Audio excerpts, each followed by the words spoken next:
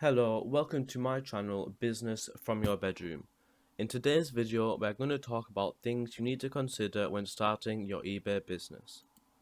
Here are some of the main points we're going to go over in today's video: eBay and PayPal accounts, postage and packaging, fees and working out profit, listing and selling your product, feedback, and I have some extra tips at the end.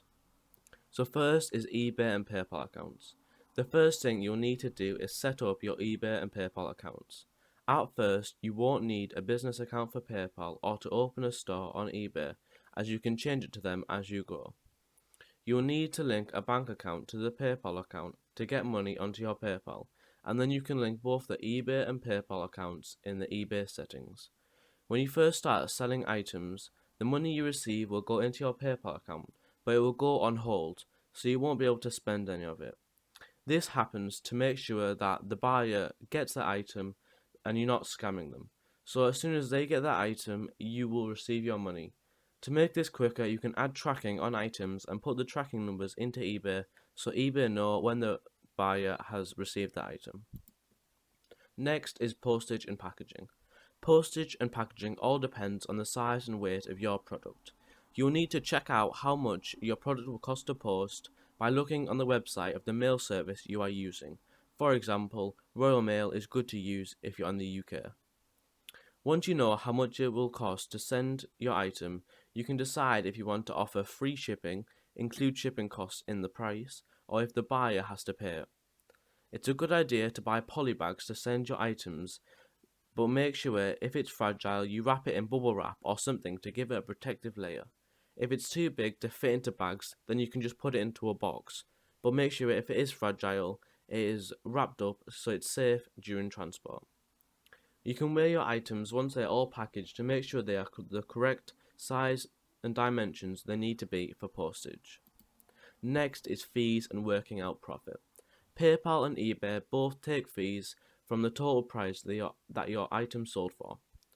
If you're a private seller on eBay, which you should be if you're a starter, it's free to list, but you have to pay a final value fee, which is 10% of the final transaction value, including postage.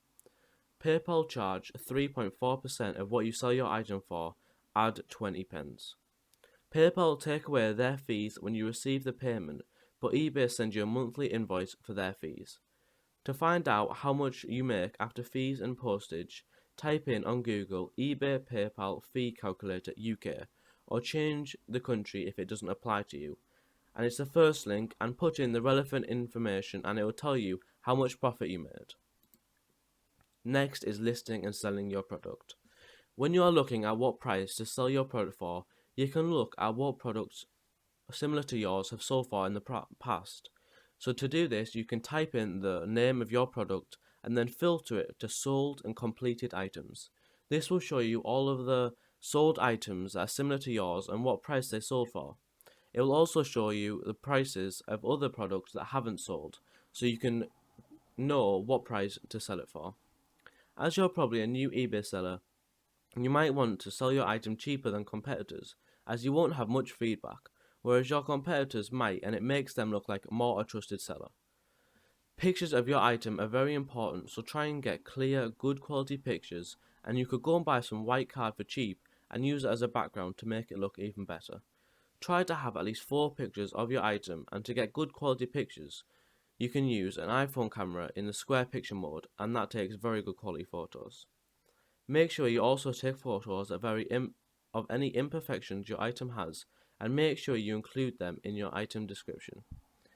When you're listing the product, the title is important, so try and use all the characters you can. Include the brand first, and then say what it is, and then colour and condition so people know exactly what they are buying. Try and put detail into your description so people know what they are buying and feel more reassured of its quality as you've given a good detail about it. Feedback. Feedback is your reputation on eBay, and people look at it to see if you're a trusted seller. To get good feedback, make sure that you're describing the product correctly and not listing a used item as new, as this could lead to an unhappy customer, which isn't good for feedback. To get more feedback, you could order your shipping supplies like polybags, boxes and tape from big eBay sellers that have a lot of feedback, as they will automatically leave you good feedback when you purchase the items. Good tips to get better feedback is to say that item shipping will be longer than it actually will be, and then the product will get to the customer quicker than you said it would, and this will make them happier as they get their product sooner, and then they will leave you good feedback. You could also leave a thank you note. You could just make one on Word and print it off and send it to the buyer in the packaging, saying, if there are any problems with your item, please get in touch with us, and if everything is in good condition, please could you leave us some positive feedback. This will then help your feedback and remind buyers to leave you it.